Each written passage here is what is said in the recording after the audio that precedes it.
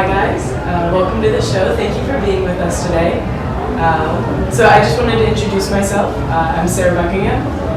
In second grade, I won second place at an art contest. So I wanted to know when might I see some of my own stuff here at an OAL exhibit? As soon as you enter. As soon as I enter. Excellent. Okay, well, thank you guys for being here today. I wanted to start off by asking, so today we are talking about tradition and a legacy of commitment as the longest continually operating nonprofit art league in the state. How has your extensive and long-term presence within the Columbus community specifically helped you develop into the organization today? Well, Columbus is rich in the arts, as everybody knows, and we have great sponsors that assist us in funding our efforts. And with the membership, a large portion of our members are from the Columbus greater area, Columbus and its surrounding communities. So that gives us a very strong position in Columbus, Ohio. What opportunities do you feel you have gained as a result of being such a long-standing member of the community? I think one of our strengths of our league is our diversity. Our league welcomes students and well-established artists, and our goal is to unite and have this bridge between those artists and community. So I think compared to other organizations, this is what drives our league and our members to us. Yes, you asked a question about our presence in Columbus, and we'd just like to emphasize that the Ohio Art League was once called the Columbus Art League, and the organization was founded by some people over 100 years ago who were graduates of the CCAD. And so we have a long-standing tradition in Columbus, but we've also got a lot of breadth in Ohio, in Cleveland and Cincinnati as well, so we're very excited to be here. It's very interesting that you say that. I actually was going to ask, as an organization that was born out of the graduates of CCAD, or what used to be the Columbus Art School, how does OAL recognize its heritage? Like, how do you see yourself working with them at all, if you do? I can start. Okay. Yep, so we have a very diverse member base, and right now we've actually got a lot of people out here with their art on display who are graduates from the CCAD, and so yeah, we're actively partnering with them on a regular basis. I think frequently we're in touch with this community competition, also with teachers and faculties. Sometimes we organize workshops, and we are inviting our students or members or non-members to participate in workshops as audience. No, I think they've covered that well. Excellent.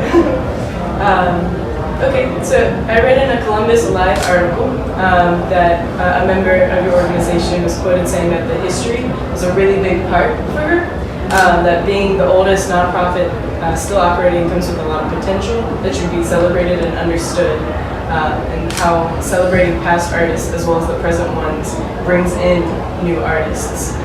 Could you share a little bit more about that perspective of wanting to add to the history of the organization? The history of the Ohio Art League is sometimes it's very important, and all the members and especially the board strive to preserve it as well as create new history. And so we walk in some pretty big steps of the past.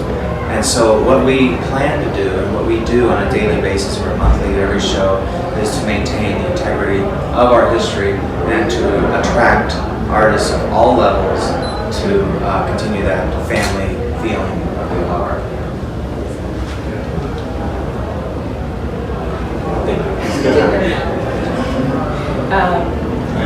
How have you guys seen yourself managing the seemingly challenging balance of new and old, like the modern and traditional within the fluid and ever-changing field of the arts? Like, how do you see yourself maintaining a commitment to both?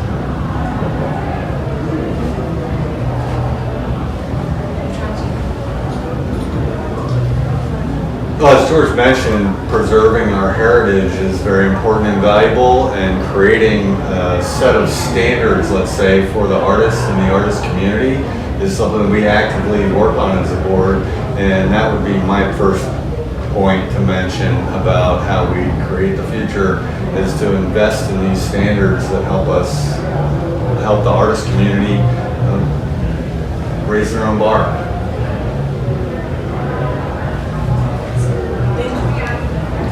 How do you recommend others do the same, both as an artist and an individual within their own life?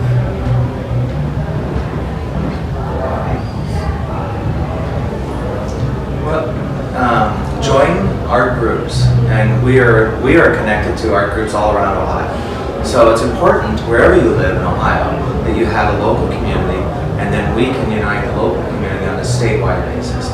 So it helps them ground themselves locally in their artists, because in Columbus we get carried away. We only look at certain large artists that we have, but in all the regions of the state there are great artists and great history that we're all part of. And so I encourage local artists in all cities to unite and organize and then connect with the Ohio Art League. And then we have a goal, I know as a board, to reach out more to the outlying community, Cleveland and Cincinnati, for our shows in Youngstown. There's great art in all those communities. So I ask them to join up, gather, and learn from one another.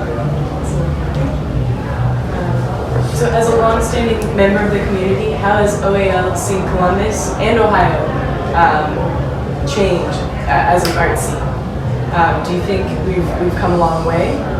Or do you think that the face of the community has remained largely the same? Particularly, as you mentioned, since I think it was in the 1980s that they changed from Columbus Arts League to the Ohio Arts League, how the push to make the community not just a part of Columbus, but as an Ohio organization. I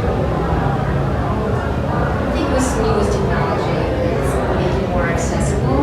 Social media certainly helps be more active, be aware, and it helps to bring this awareness and communicate with smaller groups, museums, galleries, or schools to communicate. Yeah, that would be my emphasis as well, is to pull people together and mention how can we encourage people. You know, the arts are just a fantastic platform for people to express themselves and their creativity. So when we can do that, we can collaborate and problem solve things that we couldn't solve by ourselves. So it's just a great atmosphere. So in a Columbus Dispatch article, I also read that with OAL trying to rebuild itself a little bit, that one of the pushes was to build it up statewide, like you mentioned, but also to make it more interdisciplinary with the arts. Could you share a little bit about how that initiative reflects OAL's interests and long-standing commitment to diversity and accessibility within the community it calls home?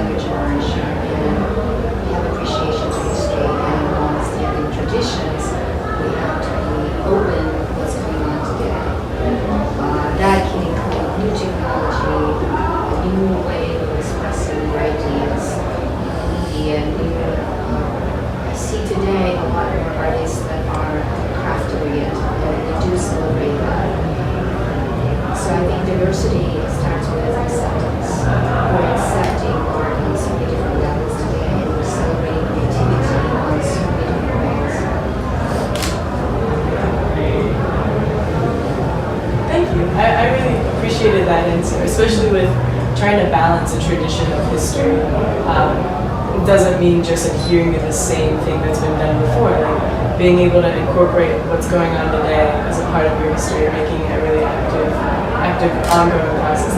That's really interesting. I appreciate that. How do you feel OAL retains a conscious attitude of accessibility within its program?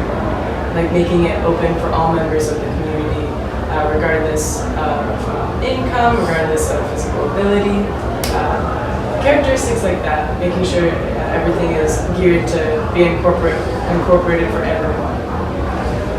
From there. So this is actually part of the reason why I think the board values our partnership with 2Rogues as much as we do, is that by making our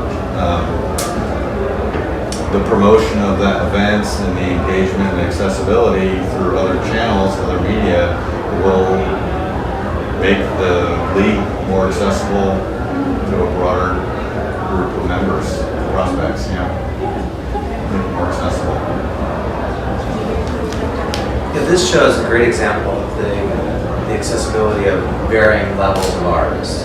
And when we picked our juror, Tyler Cann, from the Columbus Museum of Art, that was one thing we did discuss with him. The Ohio Art League is so different. You have the fine artists, you have performing art, you have sculptures, and you have varying levels of each of those.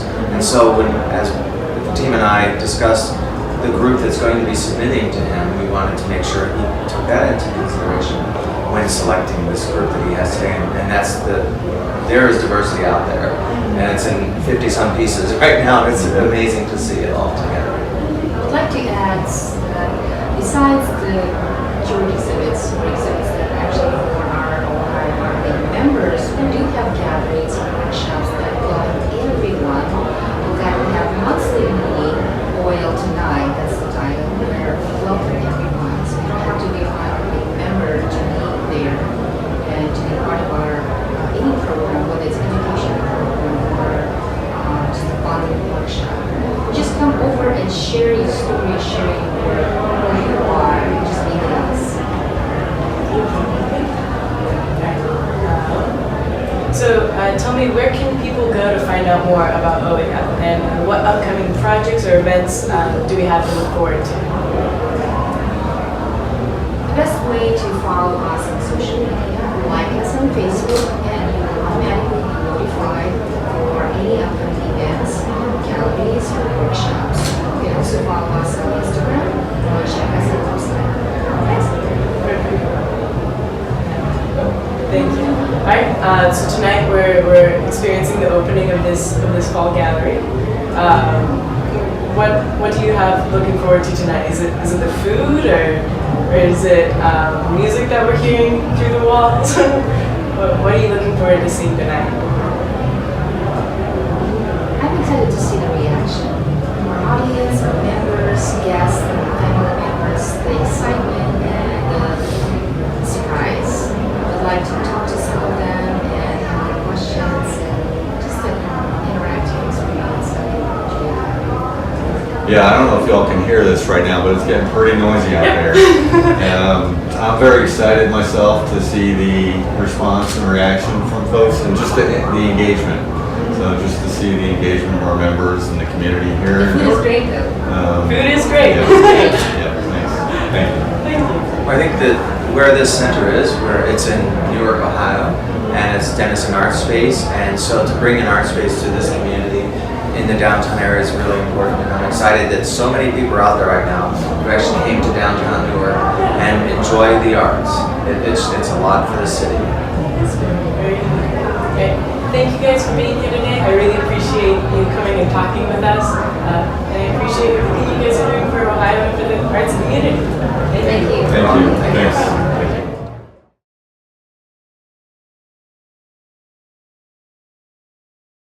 For our Person on the Street segment, this is Tyler. Tyler Cann. Tell us a little bit about yourself. I'm originally from Los Angeles. I'm curator of contemporary art and head of exhibitions at the Columbus Museum.